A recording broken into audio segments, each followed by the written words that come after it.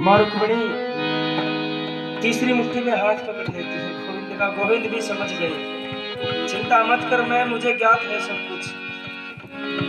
और महाराज माँ रुक्मिणी अपने प्रियतम को रोककर और जलपान भोजन पान करवाते हैं सुदामा जी को, अपने गोविंद को। अब सुदामा जी जिस कार्य के लिए आए थे कुछ मांगते नहीं है सुदामा जी, पता है कुछ मांगूंगा तो मेरे मित्र की मित्रता हट जाएगी, बिना मांगी ही सब कुछ मिल गया है।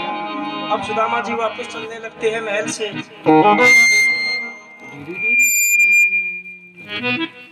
तो जैसे ही महल के द्वार से बाहर निकले तो महाराज जी थोड़ी दूर चलकर सोचा चलो मांग ही लेता हूं, अगर मैं नहीं मांगूंगा तो पत्नी को क्या जवाब दूंगा जाकर। फिर आगे जाकर क्या है कि मांगूंगा तो मित्रता टूट जाएगी, नहीं मांगूंगा। सुदामा जी चल दिए और वापस जैसे ही घर को आकर देखते हैं तो महाराज जहां पर सुदामा जी की कुटिया हुआ करती थी, झोपड़ी हुआ करती थी, वहां एक सुंदर सा महल खड़ा है। और जो सुदामा जी की रानी होती है सुशीला जी, वो महल की अटारी पर चढ़ रही है, हीरे मोती नीलम पुखराज नगीने उसके गले में सजे हुए हैं। वो उनको देख रहे हैं, उस श्रृंगार को देखना चाहती है।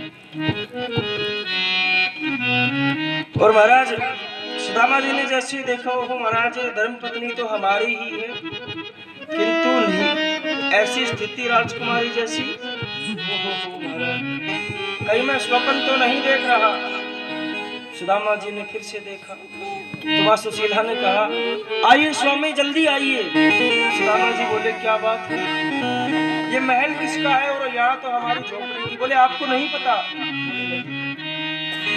बोले महाराज धन्य है, आपके मित्र आए थे सुदामा कृष्ण, और आपके मित्र इस महल का निर्माण करके वापस चले गए। ये सुंदर महल का निर्माण आपके मित्र ने ही किया है। आपके मित्र यहाँ आए थे और इस महल का निर्माण करके चले गए, आपको नहीं बताया? बोले नहीं, हमें तो कुछ भी सूचित नहीं किया। बोले अच्छा। तो महाराज सुदामा जी धन्य हो गए आज। क्यों? अरे देखो मेरे मित्र का कितना बड़ा विशाल हृदय है, मैं मेरे मित्र से कुछ मांगता तो मुझे दे देते, किंतु आज मैंने कुछ भी नहीं मांगा, आज मुझे वो मिला है जिसकी मैंने कभी उम्मीद नहीं की थी।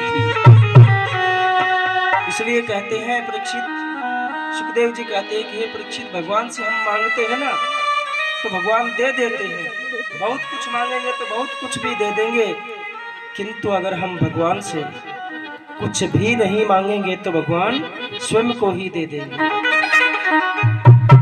इसलिए भगवान से मांगना नहीं चाहिए, भगवान को पता है कि मेरे भक्त को क्या चाहिए। बोले भक्तों और भगवान